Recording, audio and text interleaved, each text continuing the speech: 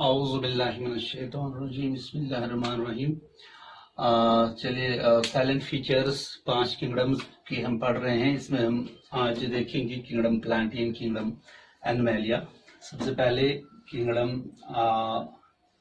Plantae के characteristic features देखते हैं। किंगडम प्लांटी और किंगडम एनिमैलिया के बारे में मैं आपको बता दूं, जो कि दो किंगडम क्लासिफिकेशन लीनियस का है। उसमें यही दो किंगडम्स थे। तो जो वहां पर ऑर्गेनिजम्स थे उनको ही निकाल के, जो हेट्रोजीनस ग्रुप्स थे उनको बाहर निकाल के 3 और किंगडम्स बनाए बेटा करने, जिनके कैरेक्टरिस्टिक फीचर्स हमने पढ़े हैं। तो इन दो ग्रुप्स के बारे में ये आप जान लें कि जो ऑलरेडी हमने 2 किंगडम क्लासिफिकेशन में कैरेक्टरिस्टिक फीचर्स पढ़े हैं, वही कैरेक्टरिस्टिक फीचर्स है ऑलमोस्ट सेम, और लेकिन ऑर्गेनिजम्स का नंबर कम हुआ था। तो इसलिए यहाँ पर सिर्फ हम इनका से कॉन्सेप्ट देखेंगे कि इनमें कौन कौन से ऑर्गेनिजम्स आते हैं। बाकी कैरेक्टरिस्टिक फीचर्स आपको ऑलरेडी पता है, जो 2 किंगडम क्लासिफिकेशन में हमने पढ़े हैं, ऑलमोस्ट वही कैरेक्टरिस्टिक फीचर्स है। तो जो किंगडम प्लांटी है, अगर हम क्राइटेरिया की बात करेंगे उसके हिसाब से हम कह सकते हैं ये प्लांटी जो है is the kingdom of multicellular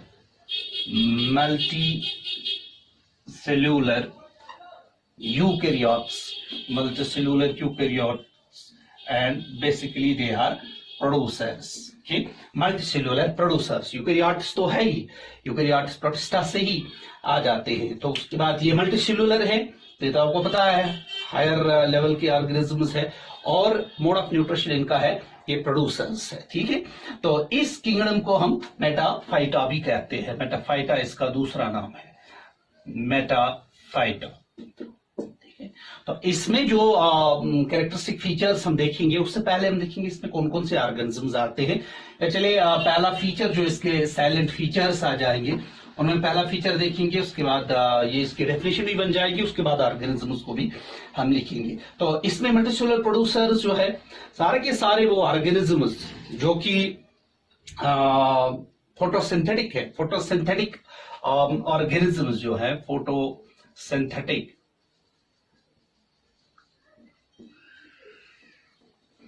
organisms, multicellular photosynthetic organisms and their non-photosynthetic relatives। ये भी आपको याद रखना है, non-photosynthetic relatives।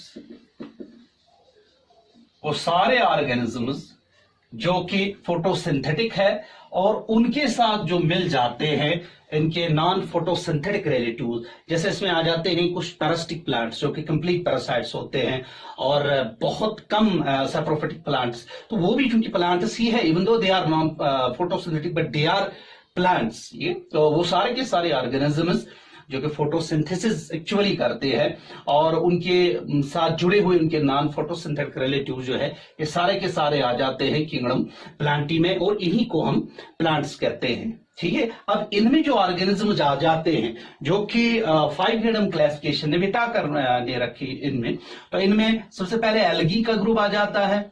तो एल्गी के बारे में आप फिर से याद रखेंगे, ये 5 किंगडम क्लासिफिकेशन में 3 किंगडम्स में आ जाते हैं।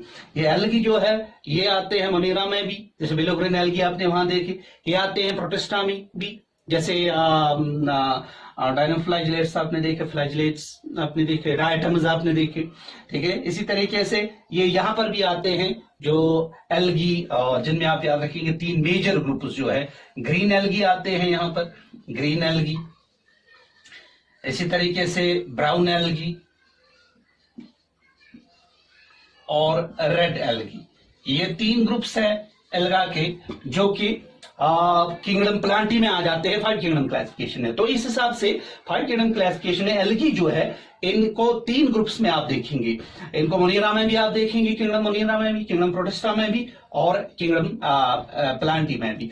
इसके अलावा इसके बाद जो एक्चुअल लाइन प्लांट स्टार्ट हो जाते हैं वो ब्रायोफाइटा से स्टार्ट हो जाते हैं। तो इसमें एल्गी आते हैं, इसके बाद ब्रायोफाइट्स आ जाते हैं।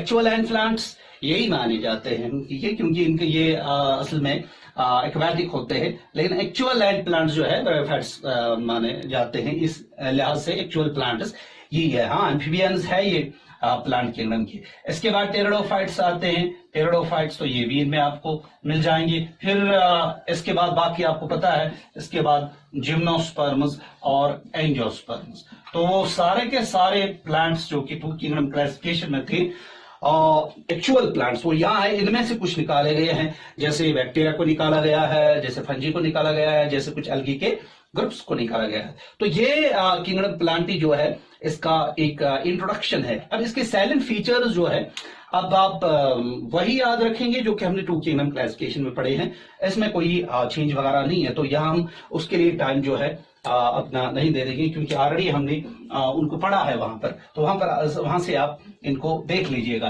तो इसके बाद हम आ जाते हैं अब टू किंगडम से एनिमैलिया। किंगडम एनिमैलिया, किंगडम प्लांटी के बाद किंगडम एनिमैलिया। किंगडम एनिमैलिया यानी एनिमल किंगडम। तो ये बन जाएगा, इसी के हिसाब से ये बन जाएगा किंगडम ऑफ मल्टीसेल्यूलर कंज्यूमर्स। तो वो था प्रोड्यूसर्स का किंगडम, ये है कंज्यूमर्स का kingdom, kingdom of multicellular consumers. ठीक है, तो मल्टीसेल्यूलर कंज्यूमर्स जो है, तो इस हिसाब से इनको हम अलग कर सकते हैं on the basis of the mode of nutrition, जो कि एक इंपॉर्टेंट कैरेक्टरिस्टिक फीचर है या क्राइटेरियन है फाइव किंगडम क्लासिफिकेशन का।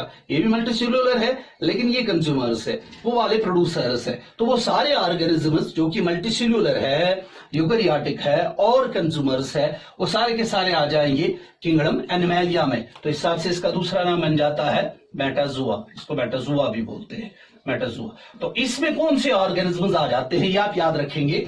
All the organisms of two kingdom classification, जो कि वहां पर एनिमैलिया में थे, all the organisms of kingdom animalia that were in the two kingdom classification, they are included in the animalia kingdom और the five kingdom classification except the protozoa. Protozoa group के बगैर, accept protozoa, protozoa के बगैर, ये आप याद रखेंगे। Protozoa के बगैर सारे के सारे एनिमल्स जो वहां पर है लिनस की क्लासिफिकेशन में, टू किंगडम क्लासिफिकेशन में, एनिमैलिया में, वही यहां पर है एक्सेप्ट प्रोटोजोआ। प्रोटोजोआ को हमने कहां देखा है, इनको हमने प्रोटिस्टा में देखा है। ठीक है, प्रोटिस्टा में हमने इनको देखा है। तो इसके बाद जितने भी एनिमल्स आप देखते हो, लवर से आप स्टार्ट कीजिए, मलस्कस से स्टार्ट कीजिए, सिलेंड्रेट्स आ जाते हैं, पॉरीफेर आ जाते हैं, इसी तरीके से हेलमेंथ्स आ जाते हैं, फिर उसके बाद आर्थ्रोपोड आ जाता है, फिर इसी तरीके से एम्फीबिया आ जाता है, एम्फीबियंस आ जाते हैं, आर्थ्रोपोड्स आ जाते हैं, ठीक है, इंसेक्ट्स आते हैं, बर्ड्स आते हैं, मैमल्स आते हैं। वो सारे के सारे एनिमल्स के ग्रुप जो है वो आप इसमें देखेंगे। लवर ग्रुप्स, मोलस्का से आप स्टार्ट करेंगे, एनिलिडा से पॉलीफेरा से स्टार्ट करेंगे, ऊपर जाएंगे और ऊपर मैमल्स तक आप आ जाएंगे। सबसे कम्प्लेक्स ग्रुप, सबसे ज्यादा ऑर्गेनिजम्स भी इसी में है, और ये सबसे बड़ा किंगडम है ऑर्गेनिजम्स का, जिसमें सबसे ज्यादा ऑलमोस्ट 12,50,000 स्पीशीज जो है, अगर हम टोटल ऑर्गेनिजम्स की बात करेंगे, 12,50,000 स्पीशीज जो है, उससे ज्यादा स्पीशीज इसमें है। और उनमें सबसे बड़ा ग्रुप जो है आर्थ्रोपोड्स का है, इंसेक्ट्स का है। ठीक है, ऑलमोस्ट 10,25,000 स्पीशीज उसमें है। तो ये है इसका इंट्रोडक्शन, और इसके कैरेक्टरिस्टिक फीचर्स भी बिल्कुल उसी तरीके से है जैसे हमने टू किंगडम क्लासिफिकेशन में इनके कैरेक्टरिस्टिक फीचर्स पढ़े हैं। जैसे प्लांट्स के कैरेक्टरिस्टिक फीचर्स है, उनका बिल्कुल रिवर्स एनिमल्स के कैरेक्टरिस्टिक फीचर्स है। तो ये था किंगडम प्लांट और किंगडम एनिमैलिया का छोटा सा तारुफ आपके लिए। अब लास्ट पे सारे इन क्लासेस को, लेक्चर्स को सम अप करके आपको याद रखना है फाइव किंगडम क्लासिफिकेशन की मेरिट्स और डिमेरिट्स। मैं सिर्फ आइडिया आपको देता हूं, आप इसको बाद में खुद भी देख सकते हैं। जो डिमेरिट्स आपने टू किंगडम क्लासिफिकेशन में देखे हैं, वो यहां पर रिमूव हुए हैं। वहां हेट्रोजीनियस ग्रुप्स ऑफ ऑर्गेनिजम्स थे, यहां उनको रिमूव किया गया था, वहां किया गया। वहां बैक्टीरिया, फंजे, प्लांटी एक किंगडम में थे, यहां इनको निकाला गया है। वहां पर प्रोकैरियोटिक, यूकैरियोटिक एक साथ थे, इनको यहां निकाला गया है। वहां पर यूनिसेलुलर, मल्टीसेलुलर एक साथ थे, इनको यहां पर निकाला गया है।